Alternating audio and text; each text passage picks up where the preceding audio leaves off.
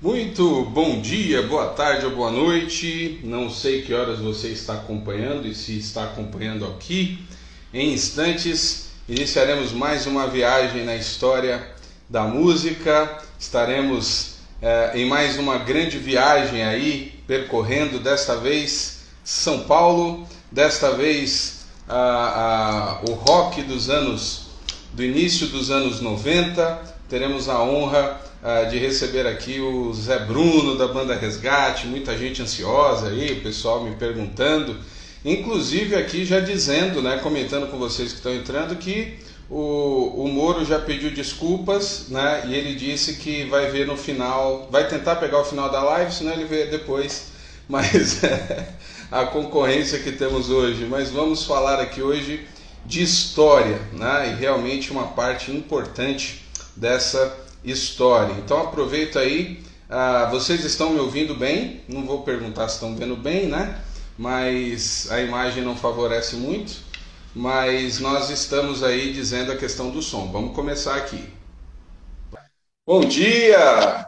Fala, Ramon. Seja muito bem-vindo aí a essa viagem na história que temos feito, e é uma Obrigado. honra receber você aqui hoje de manhã.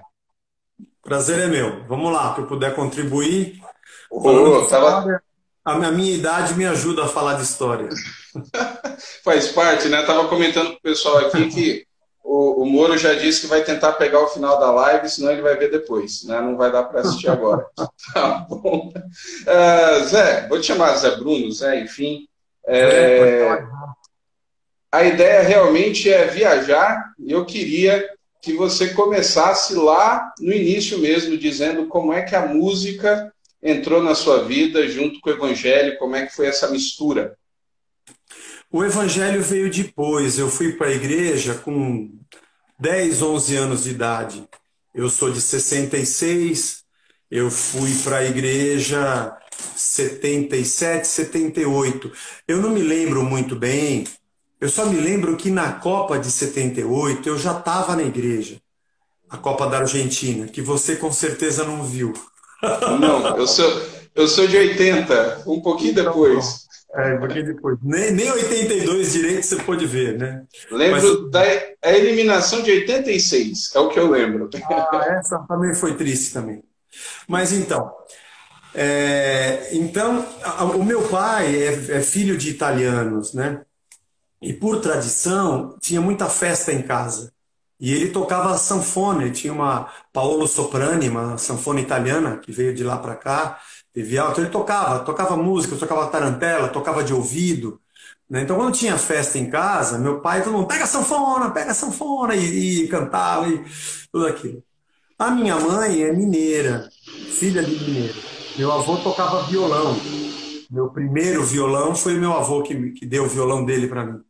Então ela cantava as músicas, ela gostava de ficar sair cantando pela casa, estava sempre cantando música do Roberto Carlos e tinha muitos discos do Roberto, discos do Ray Conniff na minha casa, né?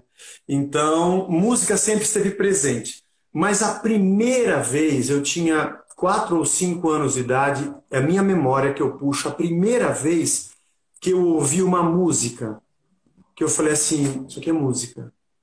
Eu estava no clube, aqui em São Bernardo do Campo, tinha um clube que a gente era sócio. Naquela época era muito comum, né, ser sócio de clubes e tal. E tinha os alto-falantes, aqueles alto-falantes tocando uma música. Estava tocando My Sweet Lord, do George Harrison. Foi a primeira vez que eu ouvi, falei, nossa, aqui é uma música. Eu não sei se eu já tinha ouvido em algum lugar, no rádio, em casa. Eu sei que aquela foi a primeira vez que eu parei para... Estava tocando uma música. Então sempre teve presente, né? A minha mãe tinha um compacto de Simon and Garfunkel, que eu sou fã até hoje, que tinha The Boxer de um lado e tinha Baby Driver do outro lado. E eu ouvia, gostava, era diferente, né? E assim foi vindo a adolescência. Aí meu pai trabalhava com um italiano que voltou para a Itália e deu para ele um monte de discos, um monte. E eu não me lembro o que tinha lá, mas tinha um Sgt. Peppers dos Beatles, só a capa, sem Sem o a interior. bolacha. Sem a bolacha. A bolacha ele levou, veio só a capa e o encarte. Mas tinha Electric Light Orchestra. que era uma banda muito importante nos anos 70. Vou tentar lembrar aqui o que mais, não vou lembrar mais o que tinha, mas eu ouvia isso. Aí depois um amigo chegou em casa, aí já me converti, 10, 11 anos, um amigo da igreja chegou em casa com Oldies But Goldies, um disco dos Beatles. Eu já tinha ouvido uma fita que meu pai tinha trazido, que tinha Beatles e Lennon do outro lado. Então Beatles foi a minha primeira. Eles tinham, quando eu comecei a ouvir, eles tinham, sei lá, acabado há 6, 7 anos. As músicas dos Beatles ainda tocavam muito na rádio nos anos 70, mesmo eles tendo acabado. E aí comecei a comprar discos, aí veio Rolling Stones e veio The Who, que são os três da Inglaterra que eu mais gosto. E aí comecei a comprar AC/DC, aí veio Deep Purple, e aí fui comprando discos, né? Então a música foi entrando assim. E na igreja cantava corinhos. Eu comecei a aprender a tocar violão. Meu avô me deu um violão, minha prima me prestou um violão também para eu ter aulas. Um amigo da igreja tocava um pouco, a gente arrumou uma professora aqui no bairro e começamos a tocar. Tinha as revistinhas de música que vinha nas bancas de jornal, e naquela época tinha João Gilberto, João Bosco, não o João Bosco da dupla sertaneja, o que deu origem à série mesmo, o primeiro. Chico Buarque, Caetano Veloso, Djavan. Eram coisas difíceis de tocar, né? Aí tinha Rita Lee, aí começou. E paralelo a isso, tinha Rebanhão, que foi a primeira coisa que a gente, Rebanhão, Petra, Not of This World foi o primeiro disco deles que eu ouvi. E aí começou a vir a música americana, né? E a gente começou a ouvir. Aí nós tínhamos aqui Vencedores por Cristo, Milad, Grupo Elo, Logos e Rebanhão, e era o que a gente ouvia. Aí veio a primeira bandinha na igreja, a gente fazia as nossas músicas, mas aí também culminou com o início, anos 80, com o rock dos anos 80 no Brasil. Aí veio Titãs, veio Paralamas, veio Barão Vermelho, veio toda aquela galera. Então essa mistura estava na minha cabeça. E o pessoal paulista, a lira paulistana. Você tinha Joelho de Porco é anterior, né? Joelho de Porco, O Terço, eram uma bandas que vinham dos anos 70, de rock, muito boas. Mas depois veio Língua de Trapo, Premeditando Breck, Arrigo Barnabé, Grupo Rumo, e eram muito cômicos, muito comédia, junto com um som legal. Então essa panaceia na minha cabeça, é disso aqui que surgiu a ideia do Resgate. É toda essa mistura aí. E você está num contexto de igreja em São Paulo, era igreja batista ou era presbiteriana? Da Convenção Batista Brasileira.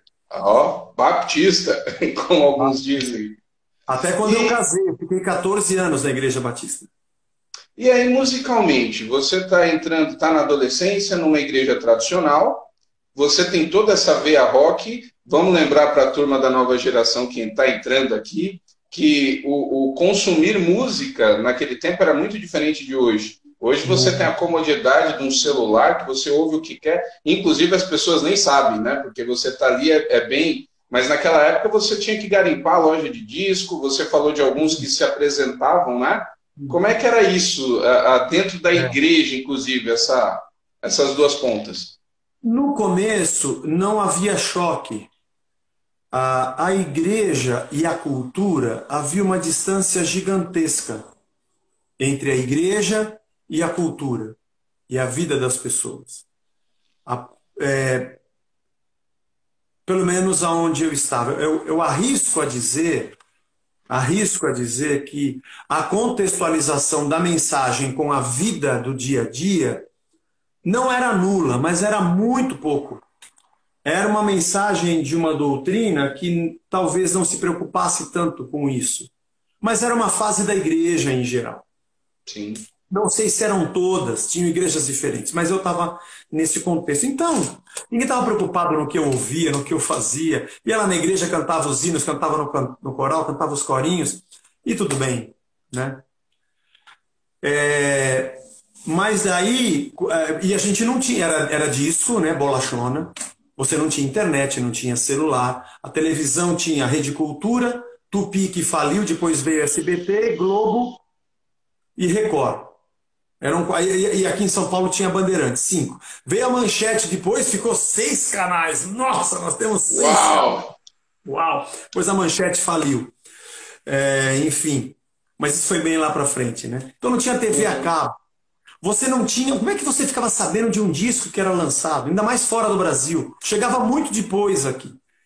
Então, para você saber, tinha umas lojas de disco de rock e a gente ia de vez em quando. De vez em quando, vamos passar lá para ver se tinha saído alguma coisa.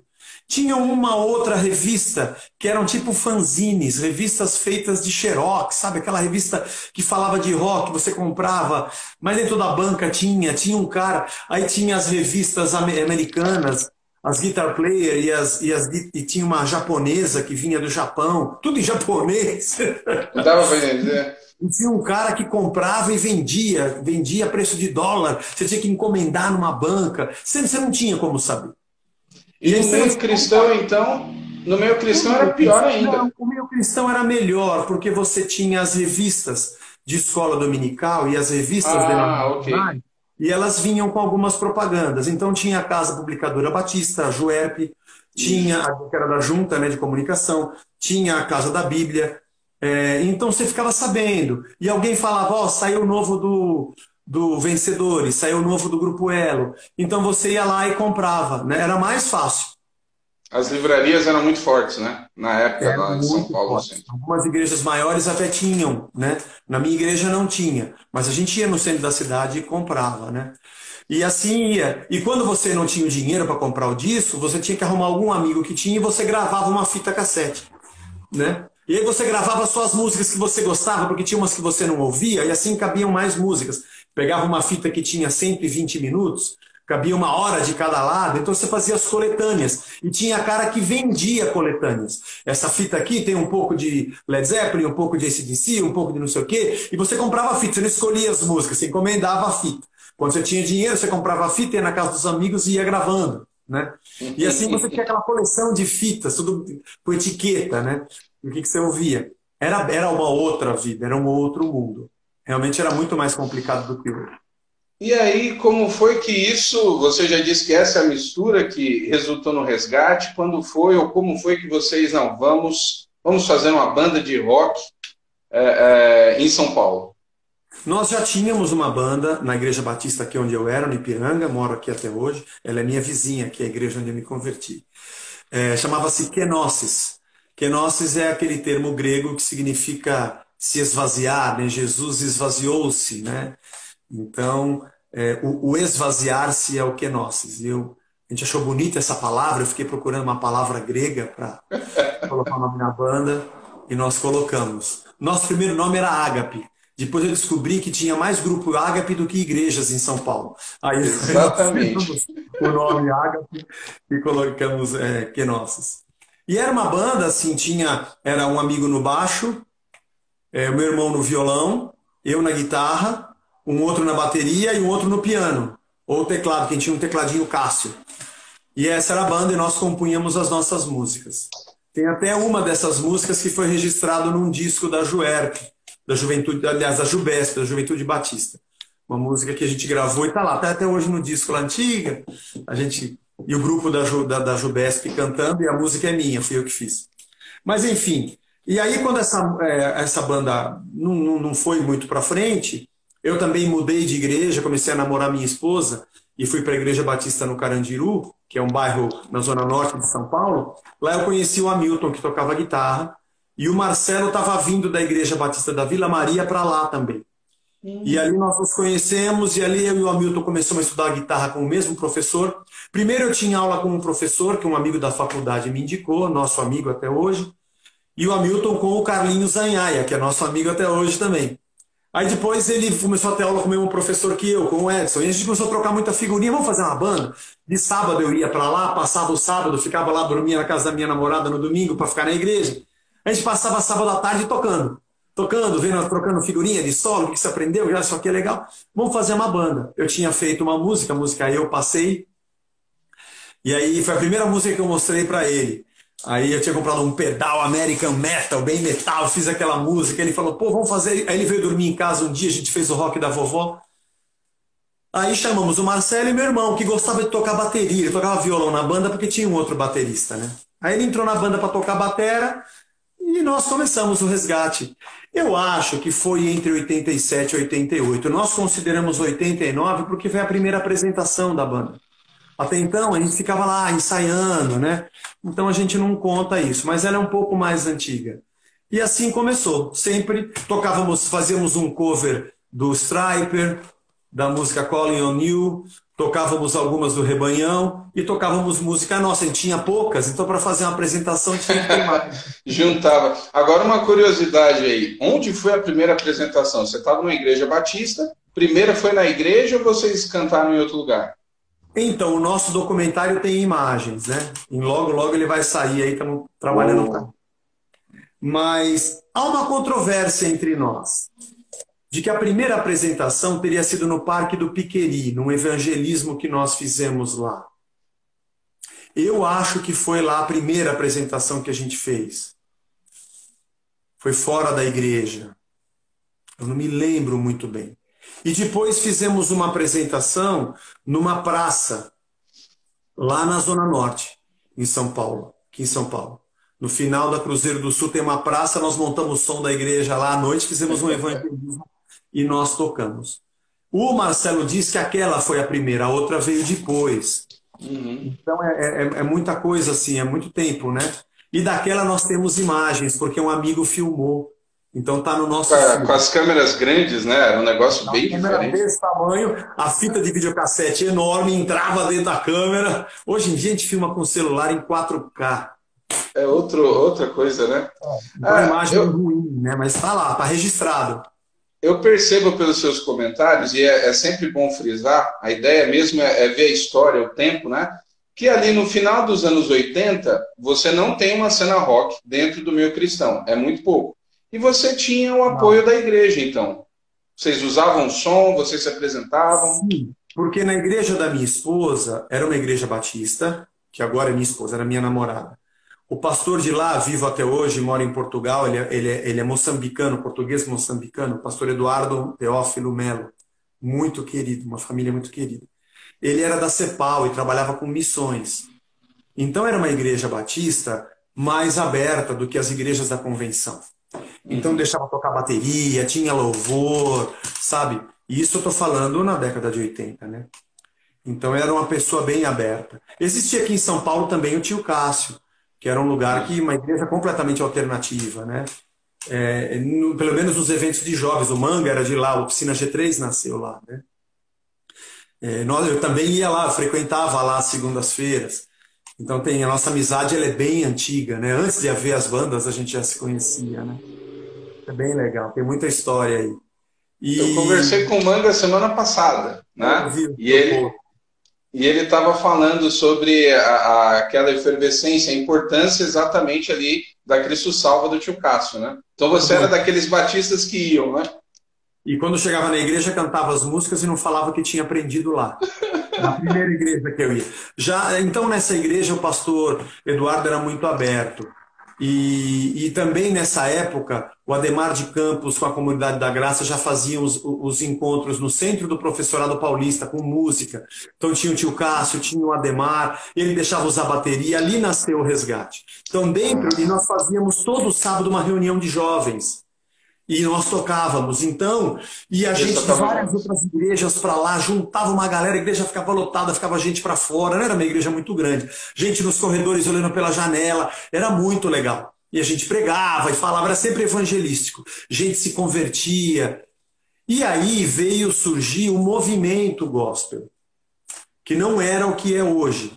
Que foi um empresário, um cara que alugava de terça-feira uma casa de show muito legal em São Paulo, que era o Dama Choque. As bandas da época faziam show lá. Aliás, eu tenho até hoje o CD ao vivo do Barão Vermelho no Dama Choque, né? Só que já sem o Cazuza, né? Mas era uma casa muito legal, lugar de show.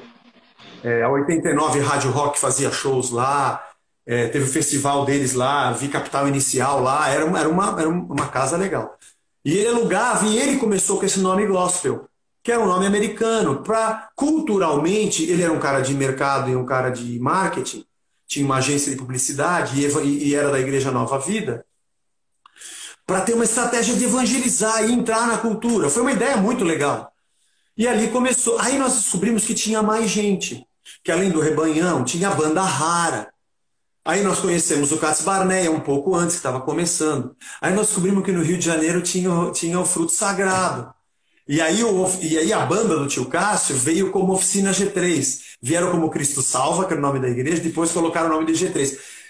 E essas três bandas foram muito amigas. Nós falamos assim, putz, nós temos amigos, tem gente igual a gente fazendo o que a gente faz, a gente não sabia. Aí tinha a banda Vrarros, lá de Curitiba, tinha o Atos 2, que depois virou Kadosh, tinha o Troad, tinha o Livre-Arbítrio, que era de Brasília. Brasília.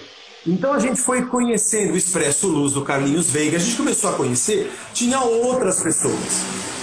E o pessoal da velha guarda, ou média, não é tão velha, o João Alexandre, Vencedores por Cristo, também participaram. Então toda terça-feira cabia 2.000 pessoas lá. Meu, aquilo bombava. E era um baita som, iluminação. Era Terça Gospel que chamava, não é Chamava isso? Terça Gospel, é. Com o passar do tempo, esse cara, o Abud, ele acabou saindo da Igreja Nova Vida e foi para a Igreja Renascer. E, paralelo a esse evento, a Renascer fazia de segunda-feira um evento na igreja. Também com som, com luz, né? Ele inaugurou aquele espaço maior. Nós começamos a tocar lá também. Então, esse circuito gospel começou a acontecer. E como ele migrou, ele foi para a Igreja Renascer, abraçou o movimento.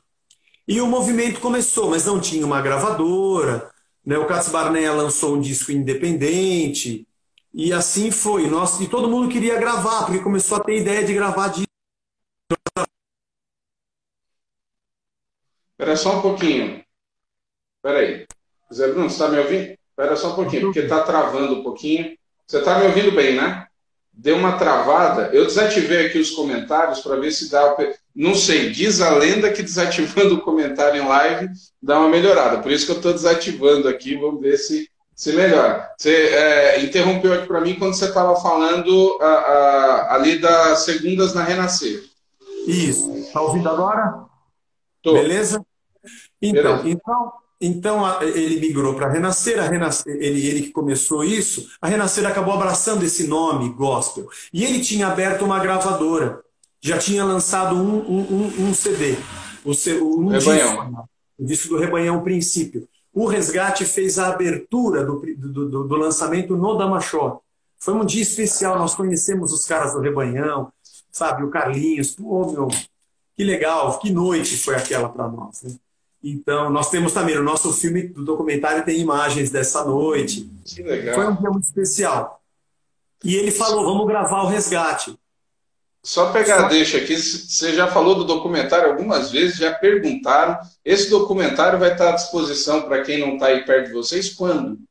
Então, o problema é que nós lançamos, já passamos em algumas salas de cinema aqui em São Paulo, mas para você entrar em Netflix e nas redes é longo, não é uma coisa fácil. As pessoas falam que é só você mandar lá e o cara passa. Não é.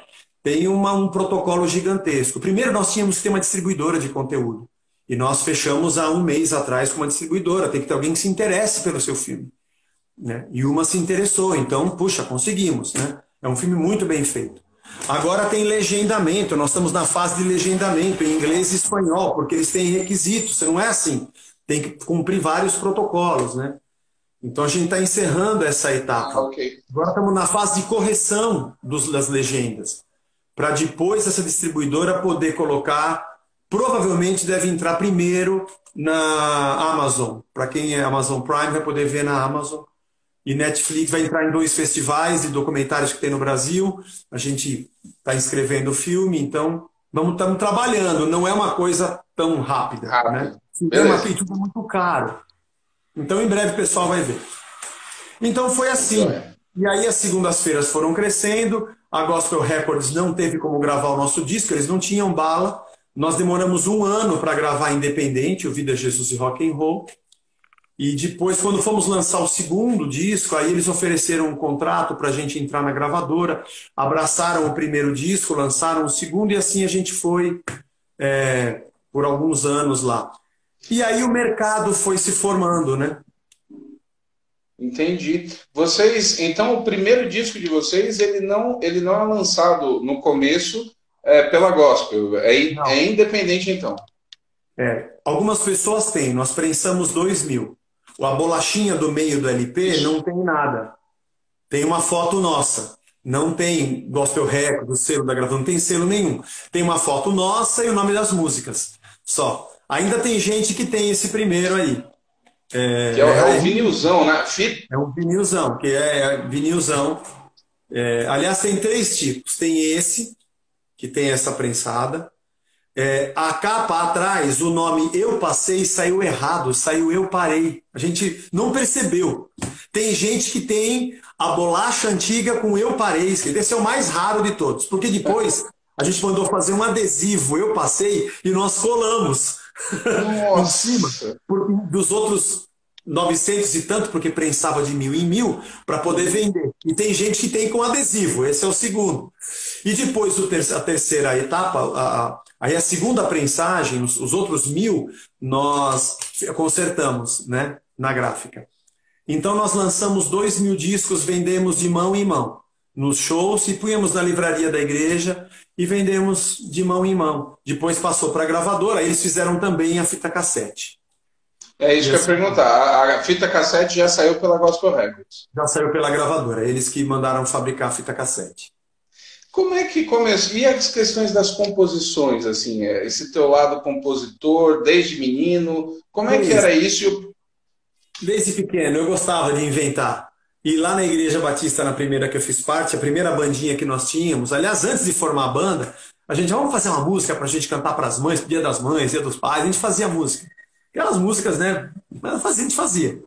Depois o Que é Nosso tinha umas músicas um pouco mais elaboradas, melhores, né? Algumas eu ainda lembro, mas depois quando veio o Resgate eu já estava um pouco melhor na caneta, mas é notório que ao longo desses 30 anos a gente vem aprimorando e melhorando, né? Eu nunca estudei guitarra com um bom professor por um tempo, a gente não é músico, eu não sou um guitarrista virtuoso, que toco bem, eu toco para banda, nós somos uma banda, né? É uma outra proposta. Tem caras que tocam muito mais do que a gente. Mas a gente estudou um pouco e eu sou muito observador, né? Então tem os compositores que eu gosto, eu observo a maneira como eles encadeiam as ideias, as letras, como eles falam, melodias, para onde vai, as tendências. Então eu gosto de observar, eu adoro música, eu ouço música o tempo inteiro. Eu gosto de ouvir música quando estou fazendo alguma coisa, eu durmo ouvindo música. Para mim, música é vida. Dessas que se tornaram aí clássicos do Resgate, qual foi a primeira que você compôs? Clássicos? Rock da Vovó, fiz junto com a Milton, né? Algumas a gente faz em parceria. Porque também ele cria riffs e aí a gente vai ali e eu crio a melodia, a letra, então tem bastante música que a gente fez assim. As letras, praticamente 100% são minhas. Às vezes ele e o Jorge contribuem com uma frase na parceria, mas 100% eu começo, eu que trago a ideia, né? Eu que escrevo as letras. Mas então surgiu, acho que o Rock da Vovó talvez tenha sido, e ele vem no começo da carreira, era uma música importante. Mas eu acho que Todo Som foi a música que mais, até hoje o pessoal canta, é do segundo disco nosso. Eu gravei voz e violão, né? O segundo é o da capa vermelha. Isso, Novos Rumos. Novos Rumos, é o que tem Daniel, não é isso? Tem Daniel, tem A Paz, tem Controle, ela abre com... Acho que é com Daniel que ela abre. Não é a primeira música. Aquela que o refrão era um cara de terno na praça que falava com a Bíblia na mão. Essa também tem. Como é que se chama essa? Eu não lembro o nome. Era um cara de terno na praça que falava com uma Bíblia na mão. Isso é um rock and roll. Vou ativar os comentários aqui para a turma voltar e com certeza vai surgir daqui a pouco. Naquele momento, como você mesmo já pontuou, vamos chamar de movimento, era um movimento, ele estava nascendo. E como foi para você? Eu não lembro, pela minha idade, né, 80, então eu era no meio batista, eu sou pastor batista e estava no meio batista, então, igreja tradicional, e eu ficava embasbacado, né? Eu não consigo lembrar de outra rádio antes da imprensa. A minha memória já é com a imprensa gospel. Não, acho que ali não tinha. nos anos 90. Não tinha, né? Não. E aí eu descobri a rádio, comecei a escutar e eu não parava. Como foi para você quando vocês se viram dentro da rádio, tocando a música na rádio? Como é que era isso? Quando tocou a nossa primeira vez a música, era uma fitinha cassete que a gente tinha feito no estúdio de um amigo nosso. Aliás, nós fizemos uma primeira demo com 3 músicas, assim, aí eu passei Rock da Vovó e Mestre e Mestre, né? Mestre. E aí ela tava boa, assim, mas era um estúdio de 4 canais, de um amigo meu, até hoje, ele tem estúdio em Londrina, até hoje a gente se fala, o Alcir. Ele produz também, lá em Londrina. E aí nós fomos para um estúdio melhor, o MGM, de um amigo nosso, que também gravava em fita, mas gravava com 12 canais, já tinha era um pouco melhor. E aí nós fizemos e mandamos para a rádio, aí tocou, acho que o Rock da Vovó. Primeira vez que eu ouvi na rádio uma música minha, sei lá, era uma coisa assim inimaginável. Inimaginável. E não era nenhum disco, né? Não era nada. E a fitinha tocou bastante. Até a gente lançar o primeiro disco, ela tocou muito lá. O Rock da Vovó era realmente assim uma música que a gente ficava, nossa, olha o que estão cantando. O próprio nome. Hoje em dia é uma letra simples, né? Até simples demais. A gente canta porque o pessoal pede talvez pela memória afetiva, né? Mas naquela época o pessoal não sabe se cantava hinos tradicionais do cantor cristão. E mesmo os corinhos que a gente cantava na igreja, eles eram bastante bíblicos, né? Vencedores e Milad tinham algum flerte com a música popular brasileira e propunham também uma reflexão fora desse contexto. Mas quando veio esse movimento gospel, a coisa cresceu. Então essas músicas, elas eram uma linguagem que ninguém usava, né? Exatamente. Eu acho que o Resgate ainda faz isso hoje. Nós ainda fazemos coisas fora do contexto, porque hoje o gospel hoje virou um nicho de mercado. Eu não tenho nada contra o mercado, mas eu tenho problemas quando ele é uma potestade, e o mercado hoje é Deus. Esse é o problema. O mercado não é problema. O problema é o mercado elevado a nível de divindade, e é isso que acontece hoje. E as pessoas, então, são guiadas, adoram e são doutrinadas pelo mercado. O que o mercado muito igual. Pelo mercado. Então, todo mundo tem a divindade mercado dizendo a ele como ele se comporta, como ele fala, porque é isso que o mercado gosta. É isso que o mercado aceita. É isso que vende. Então, eu acho que a partir dos anos 90, do final dos anos 90, eu não vou te saber a data, mas houve um momento em que o movimento gospel, que era um movimento, eram muitos grupos, eram igrejas, aí outras igrejas começaram a fazer programas de rádio, era um movimento, começou a ter cabeças, gravadoras, todo mundo que achava que o gospel era do demônio começou a usar o nome gospel, né? Então a MK não usava o nome gospel, começou a usar o nome gospel. A Bom Pastor não usava, a Continental não usava, começaram a usar. Só que a música gospel, do movimento gospel, tinha uma coisa interessante. Ela era puramente missional e evangelística. Oficina, Fruto, mesmo Cats, Resgate. As músicas eram para falar de Deus para quem era de fora. E muita gente dizia assim, essa música não é de Deus, porque não dá para cantar no louvor, Rock da Vovó. E a gente dizia, isso mesmo, não é para a gente cantar na igreja, é para a gente contar para os caras que estão fora da igreja. E os shows eram puramente evangelísticos. Os SOS da vida eram puramente evangelísticos. E se convertia muita gente. Mas quando se aventou a ideia, a perspectiva de um mercado, as gravadoras e os donos de rádio e que começaram a pulular e explodir programas, abraçaram o movimento. E aí, então, o movimento virou um segmento, porque você criou um mercado. Eu lembro, pensando agora nos anos 90, e eu falo isso para os jovens aqui, tem muitos que estão entrando aqui da igreja e tal, não dá para ficar citando o nome, gente, acho que vocês vão me entender. Eu lembro bem, eu cresci, né, nasci num lar evangélico, contexto batista, periferia de São Paulo, região Grajaú, Santo Amaro. Era a minha região ali, né? E eu lembro como era difícil na escola, porque quase não tinha crente, no início dos anos 90. E eu lembro da alegria quando eu ganhei do meu pai, consegui uma fita cassete do Petra, do Beyond Believe, para mim é o melhor álbum do Petra até hoje. E eu lembro de levar para a escola, isso em 92, 93, e mostrar para os meus amigos e não centrar naquela questão que era evangélica, porque no início dos anos 90 estoura aquela guerra da Globo com a Universal, aquela coisa de crente, era terrível, né? E eu lembro que eu virar e falar assim, rapaz, isso aqui é música gospel, para não falar da questão evangélica que estava taxada. E os meus colegas ouviam. Essa era a ideia, de que o gospel não tem a ver com aquela música de igreja, que faz sentido para nós na adoração, tudo bem. Mas eu conseguia conversar e dialogar com ele com essas músicas. Mas quando isso virou um segmento de mercado, você não ganha dinheiro com isso, porque isso é isso é investimento. A sustentabilidade do movimento veio quando você pega o canhão da missão que está apontado para fora e vira ele para o consumo interno. Então, o movimento gospel virou um segmento de mercado e as músicas agora começaram a ser feitas para dentro da igreja.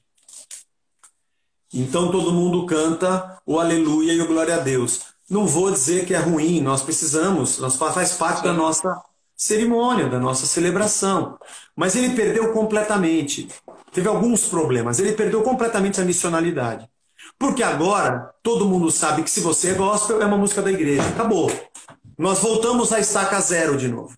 E se você está em programas de rádio, se você passava na imprensa gospel naquela época e tocava Rebanhão, Fruto, Oficina, Resgate, Casbarneia, Petra, Amy Grant, ou sei lá, outras bandas, Bride, outras que vieram, o cara falava e ficava ouvindo. E entre uma música e outra tinha uma palavra, tinha um negócio. E o cara, pô, legal isso aqui. Pô, isso aqui é de igreja, cara, mas não parece. Exatamente. E aí nós estávamos conseguindo dizer para essa gente, só que você não tinha uma igreja que pensava isso. O movimento não tinha cabeça e pensava isso. Mas quando começou a existir os cabeças, eles pensaram em outra coisa. Então o mercado falou mais alto, o bolso falou mais alto, as feiras de produtos evangélicos começaram a crescer e o mercado interno virou uma explosão. E aí nós mesmos, o Resgate e o Oficina um pouco menos, mas o Resgate e o Fruto Sagrado, nós perdemos o nosso espaço. Porque nós não fazemos música para esse consumo, nós não fazemos. Tanto é que até hoje cantam todo som nos cultos, porque querem música para culto. E o consumo do jovem é a música do culto, e o pastor quer a música para o culto. E então o movimento ele se perdeu. O nome continuou, mas aquela paixão ela se foi. Os SOS da vida acabaram, os eventos evangelísticos acabaram. Aí a marcha para Jesus ganhou uma outra conotação. Então já é você pegar um culto do púlpito e colocar na rua. Todo mundo sabe que é uma reunião de evangélicos, não é mais algo que a gente está penetrando na cultura. Eu gosto de falar disso. Eu não sei se era possível. Na época eu não tinha essa cabeça. Eu estava dentro do negócio e eu não percebi que aquilo acabou. Quando eu acordei, já tinha acabado fazia tempo. Você conhece Ramones? Sim, já ouvi muita tiradinha, né? Com a questão. Não tem jeito. Punk? Você é punk? Eu não. Tudo bem. Você conhece Iron Maiden? Sim. Você é metal? Não. Não. Mas você conhece Skank? Sim. E você é um consumidor de música popular brasileira ou de rock brasileiro unicamente? Não. Não. O gospel poderia ter sido isso. Você entendeu? Entendi. Porque o punk, como movimento, ele tem ali o seu nicho. Mas o movimento punk dos anos 70 acabou. O movimento do New Wave acabou. Mas o B-52s continuou. O U2 surgiu no meio do movimento New Wave, mas ele foi maior, ele foi embora, acabou o movimento. A banda, que aliás fala de Cristo, está dentro da cultura. Você entendeu? Isso aconteceu com muitos movimentos. Com o blues, com o metal. Existe o povo que é roots, mas eles ganharam espaço dentro da cultura. Mas como o movimento gospel virou um produto muito forte e separado na prateleira, a gente perdeu o começo que a gente tinha conquistado.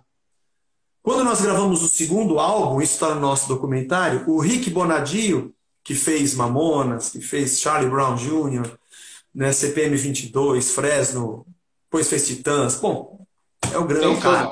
Uhum. Ele produziu, ele junto com o Edson Guidetti, fizeram os 2 primeiros álbuns, ele não era conhecido, ele não tinha lançado Mamonas.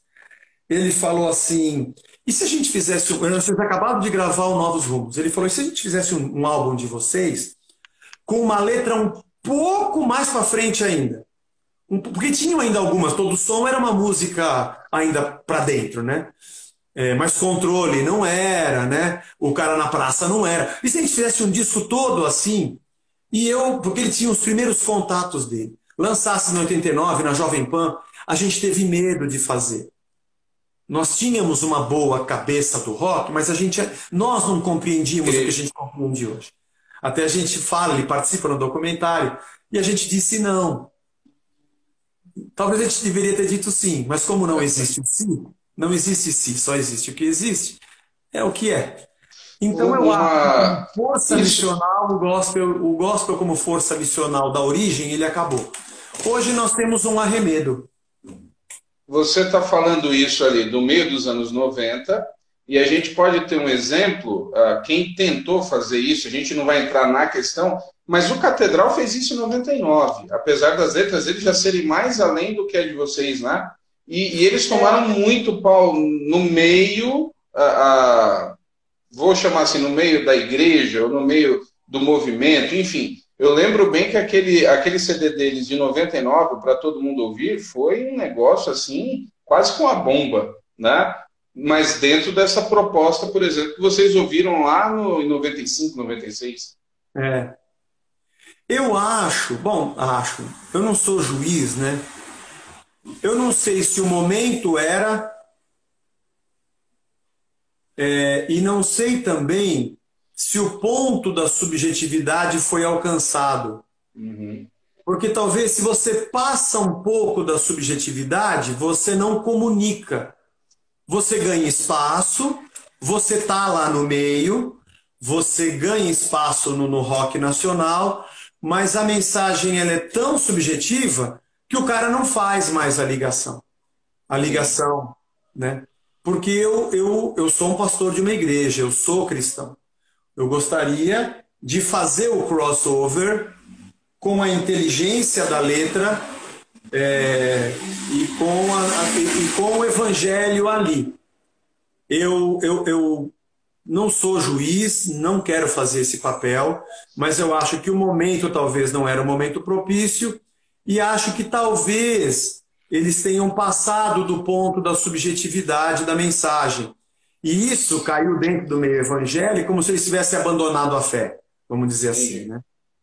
Então você acaba perdendo, mas eu acho que mesmo hoje eu não sei se a igreja está preparada para isso. É por isso que também eu já não me preocupo mais com o que o segmento gospel pensa do resgate. Entendi. Entendeu? Não me preocupo mais se a nossa música está nas paradas gospel, não me preocupo mais se eu estou na playlist gospel. É claro que a produtora vai colocar lá na playlist gospel. Eu fiquei feliz que outro dia uma música nossa entrou numa playlist de rock nacional. Putz, eu fiquei muito legal no Spotify, achei muito legal isso. Minha filha que me mostrou, ela acompanha. Ó, pai, tem a música do resgate aqui. Eu falei, putz, que legal. Né? E é uma música, vou te falar, é aquela música que o Ozielzinho toca com a gente, que fala da guerra entre arminianos e calvinistas, né? Eu ainda tenho fé que, quer dizer, pô, uma música até que eu achei que não seria essa, né? Mas os caras acharam legal e colocaram. Então, mas a gente não conseguiu ainda. Acho que eu vou morrer talvez sem conseguir. Dentro do que você colocou, já avançando a questão dos anos 90, tem eu chamo de disco, até hoje, né? A gente fala o disco, de vocês que sai ali em 2000, que é o Resgate Praise, que é se eu não me engano é 2000, que é um disco, 2000, ele é muito diferente, pelo menos a sensação, estou falando com a cabeça do fã do que acompanhava. Ele é muito diferente, inclusive por muito tempo ele foi o disco do Resgate que eu mais gostava de ouvir, né? Esses recentes são muito bons, então eu tenho escutado mais, mas o Resgate Praise para mim sempre teve ali na cabeça. E vocês colocaram Praise, você sempre disse que o Resgate não era uma banda para tocar no culto, aquela coisa toda, e as músicas continuam sendo rock, mas como é que surgiu a ideia de fazer um disco diferente, fazer o Praise? Foi a igreja, foi com o pastor. Na época o Petra tinha feito o Petra Praise. Excelente, são Porque dois. O Petra era uma banda que também não era de louvor. Essa era uma inspiração para a gente. Então o Petra tinha feito o Petra Praise. E veio, então surgiu essa ideia dele, a gente conversou e falou, pô, legal mesmo. Vamos fazer uma. Então tem muitos salmos ali, né? Tem muitas referências de salmos. Então, restauração, né? Todas as músicas ali são. Sim, você tem ali Jó, né? Eu te conhecia só de ouvir, né? Só de ouvir, mas agora eu te vejo, né? Então a gente, vamos fazer um para dentro? Se nós fôssemos fazer um para dentro, como seria? Seria assim. Então a gente fez, né? O Resgate Praise também, ele trouxe uma coisa importante para nós. O lado soul e blues ficou mais forte para a gente. Nós sempre gostamos. Então colocamos aqueles backs, trouxemos o Hammond e o piano para dentro da banda, porque nós curtíamos. Aí eu posso falar para você que Black Crowes, a gente estava muito mergulhado no Southern Rock americano, que a gente sempre curtiu, e no blues também, que a gente sempre curtiu. Clapton para mim, ele é Deus com letra minúscula. Clapton's God, né? Então, dali para frente você percebe que essa vertente do resgate começou a aparecer em outros álbuns, né? E a gente veio usando esse tipo de linguagem no rock porque a gente gosta disso. Então, o Praise ele é um vértice. Assim como o On The Rock é um vértice da primeira fase dos dois álbuns, o Resgate foi grunge, nós passeamos muito, né? Foi bem grunge, ele é um outro marco, o Praise é um outro marco, depois a gente tem Até Envelhecer é um outro marco, da presença forte da mão do Dudu na produção. Depois a gente teve, ainda não é o último, é um outro marco, porque a gente já está na saída da Renascer, mudando a nossa cabeça, uma outra perspectiva, e assim vai, né? Esse Lado para Cima, que é um disco apologético total, a gente senta o rei no sistema religioso e a apologética começa a fazer parte das nossas músicas. Depois tem o 25 anos, é comemorativo, aí vem No Seu Quintal, que também é apologético e mais poético. E aí vem os 30 anos, que a gente quis fazer um resumo de tudo que a gente já fez na vida. E no 30 anos você vai achar de tudo. Você vai achar tudo um pouco, né? Um pouco de acústico, um pouco do acústico, um pouco do para dentro, um pouco missional, um pouco apologético, um pouco para fora, um pouco poético, um pouco rock and roll, um pouco blues. Essa coxa de retalhos que é o Resgate está nos 30 anos. Eu até comentei, inclusive está participando bastante aqui o Lucas Souza Pereira, o Lucas que fez aí a ponte para conseguir a conversa, a Soraya, minha irmã, também está aqui participando muito, e quando eles me mostraram esse clipe recente que vocês fizeram, que canta Você, o Mangue e o Marcão, foi um sentimento meio nostálgico. Como é que surgiu essa ideia? Por que de fazer com eles? Inclusive eu falei com o Manga, estou falando com você hoje, segunda-feira eu vou falar com o Marcão. Fica aí já o anúncio aí pro pessoal. Tem muita gente entrando e entrando porque eles vêm na sua página, né? Pessoal que está entrando pela página aí, do Zé Bruno, se inscrevam aqui no História da Música Cristã no Brasil, que eu estou trazendo essas viagens mesmo, né? Então, já fica aí o convite. Como é que surgiu essa música? Para mim, Lenha para Queimar é a música dos 30 anos. Eu tinha de 2007 a 2008, a gente tinha até o comecinho de 2019, 2017 para 2019, eu tinha 19 músicas prontas. Começamos a gravar no fim de 2018. Algumas músicas foram sendo feitas. Essa não estava. Eu falava para eles, nós não temos ainda a música, né? Mas vamos gravando. E aí surgiu essa ideia, eu fiz a música, não me lembro quando, foi no meio de 2019, e eu disse, essa tem que ter o Manga e o Marcão. O pessoal fala, e o Simeon? Simeon também é amigo nosso. A gente conhece. Mas ele não era tão próximo. O pessoal do Catedral a gente nunca teve amizade, nunca fomos próximos. Mas Resgate, Oficina e, e Fruto Sagrado, nós fizemos muitos shows juntos, as três bandas, pelo Brasil, em muitos lugares, em teatro, em feira de agropecuária, em igreja, e a gente se conhece. Nós perdemos um pouquinho o contato, eu perdi um pouquinho de contato com o Marcão por alguns anos, depois a gente se reencontrou. E eu ia para o Rio participar de evento, a gente se reencontrava sempre, na amizade. O Marcão tinha parado, o Manga tinha saído da oficina, e era da época que ele era vocalista, né? Então era o Manga, o Marcão, a gente estava sempre junto, trocando figurinha, e tem muita história. Então eu falei, eles têm que participar, né? E essa é a música dos 30 anos, para nós, né? A que a gente mais gosta. Conta a nossa história, conta tudo isso, conta o começo, aquela guitarrinha com distorção, como era na igreja. E nós três passamos a mesma coisa, e nós nos encontramos, e as bandas se encontraram. Então, para nós, foi um dia especial. Trouxemos o Marcão do Rio para cá, o Manga já estava em São Paulo porque ele fazia um curso aqui. A gente foi almoçar junto, ficamos juntos à noite, demos muita risada no estúdio, relembramos muita história, tá no documentário, eles participam, a gente conversa.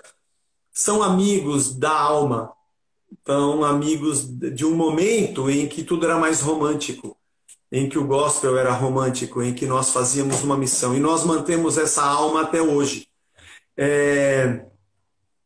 Eu não tenho amigos na música gospel. Tenho alguns conhecidos, algumas pessoas que eu conheço. Tem gente boa na música gospel. Tem gente boa. Tem muita tranqueira, sabe? Tem muita tranqueira. Mas tem muita gente séria, tem muita gente boa. Mas eu não me relaciono muito. Conheço, às vezes vou num evento, encontro. Mas o Marcão e o Manga são os meus amigos. Nós andamos junto. Ficou. Entendeu? Nós ralamos o peito junto. Nós nós abrimos muito caminho juntos. Você entende? Nós passamos por situações semelhantes de ministério, de pastorado, de momento de evangelho no Brasil. Nós lutamos contra as mesmas oligarquias e os mesmos impérios religiosos. Então aquela rebeldia que estava com a gente lá no começo está até hoje. Só ficamos mais barrigudo com o cabelo mais branco, mas a gente acredita nas mesmas coisas. Então, quando nós chamamos eles para gravar, isso foi sensacional, né? Foi um dia especial, marcado no nosso coração, que a gente vai levar para a eternidade. Não que a gente não se encontre outras vezes, sim, mas ali a gente cantou junto. Nós cantamos junto como nós não fizemos quando a gente tinha a banda, as bandas, né? Acabou não acontecendo. Era tanta loucura, as bandas acabaram e a gente não aconteceu. Mas agora a gente fez, né? Você e o Manga ainda cantaram juntos no Renascer Praise, né? Teve uma temporada lá que cruzava. Vamos gravar no Renascer Praise. Ele e o Simeon fizemos uma música... Atitude e Solidariedade. Exatamente, o Caio Fábio tinha feito um movimento. Fantástico. Muito legal, nós cantamos juntos. No Renascer Praise também. Mas como as três bandas assim, nós não tínhamos feito. Então, que bacana. Queria ver, estamos aí. Hoje você é pastor de igreja, né? Inclusive já tinha falado para você, a minha irmã, a Soraya e o Guto fazem parte. Eu vi que o Gerson entrou aqui na live também, então um grande abraço aí. Você hoje é pastor, você quando olha para trás, você entende como pastor aquela resistência, aquela dinâmica dos pastores na época? Você tem dimensão então do movimento que foi criado? Vocês tinham na época, vocês tinham assim, gente, estamos fazendo aqui um movimento. Na época vocês tinham essa dimensão e como pastor hoje você olha para lá e fala assim, nossa, como é que é a tua visão de pastor hoje com o que aconteceu e na época fazendo? Bom, a banda começou em 89, mas eu fui pastor em 95. Então o pastorado vem acompanhando a banda já vamos lá, 89, 90, 24 anos, né? Nós todos éramos pastores já, né? Então isso acompanha. Não, a gente não tinha a dimensão de nada do que estava acontecendo. E você pode dizer, talvez, quando eu digo assim, na época nós não percebíamos, o Bonadio convidou a gente, o Rick, a gente não foi. A gente não entendia. Oxa, se nós entendêssemos, hein? Mas às vezes eu penso, que bom que a gente não entendia. Eu não tinha um pingo de noção do que estava acontecendo.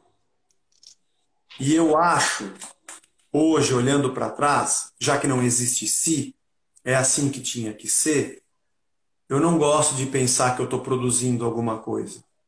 Eu acho isso danoso para a fé. E eu vejo muitas bravatas de fé, tanto na música quanto na pregação, de gente que diz: nós estamos fazendo, estamos conquistando o Brasil, nós vamos. Eu não gosto disso. Porque sempre que você tem esse tipo de consciência de que eu estou produzindo alguma coisa, você está entrando sorrateiramente, primeiro com as águas que dão nos artelhos, depois nos joelhos, depois nos lombos e depois elas se cobrem, que são as águas do orgulho e da ostentação. Você joga fora a graça e acha que você está produzindo alguma coisa. E a gente tem muitos donos de império que têm um currículo de realizações no Evangelho e quando vão para a televisão e para a rádio dizem: você não sabe quantos anos eu tenho, quanto tempo eu já fiz, o que eu já fiz pelo Evangelho, há quantos anos eu estou na rádio, há quantos anos eu estou na televisão, e colocam no seu currículo os seus feitos, enquanto Paulo diz aos filipenses que isso é esterco. Ele usa a palavra esquibalon, que é bosta de animais. Nós traduzimos como escória, rejeito. Traduzimos de um jeito bonitinho, mas ele usa esquibalon, cocô de cachorro. Ele falou: eu peguei as minhas credenciais, ele disse, que eu era cidadão romano, circuncidado ao 8º dia, sabe? Era perseguidor da igreja, formado aos pés de Gamaliel, conhecedor da lei. Eu julguei isso tudo como cocô. Eu joguei isso fora, eu não produzi nada.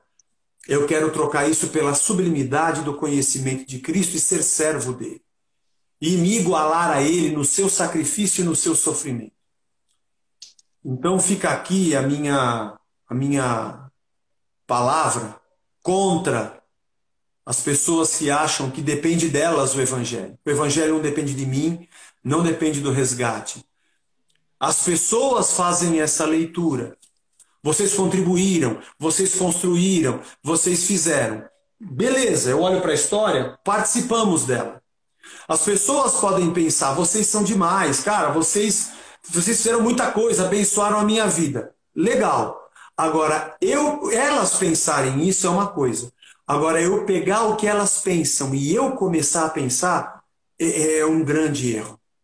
Eu tenho que continuar sendo Zé, que amanhã é sábado, tem feira na minha rua e eu vou comer um pastel de pizza que eu gosto pra caramba com os meus filhos, você entendeu? E a gente vai se divertir jogando um jogo que minha esposa comprou, que estamos na quarentena, e a gente vai viver a vida, pagar minha conta de luz, entendeu? Agora eu preciso pagar de gás, e ir para a igreja domingo pregar, porque o Cristo que tinha tudo se fez homem. Todo menino quer ser homem, e todo homem quer ser rei, e todo rei quer ser Deus. Mas só o rei que é Deus e ser um menino. Então, o gospel hoje tem muito glamour. O gospel hoje tem muito dinheiro. O gospel hoje tem muita ostentação.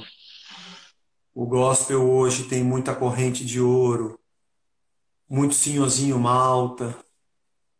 E o gospel que eu digo não são só os cantores, os donos de impérios, os conglomerados. Tem muita prosperidade que eu não creio nessa pregação. Eu acreditaria na pregação da prosperidade se todo o povo evangélico fosse tão próspero e desse certo com eles como dá com os líderes. Se todo mundo tivesse avião, casa em Miami e conta bancária gorda. Aí eu acreditaria que essa doutrina poderosa varreu mesmo o mundo e quem crê em Cristo está lá.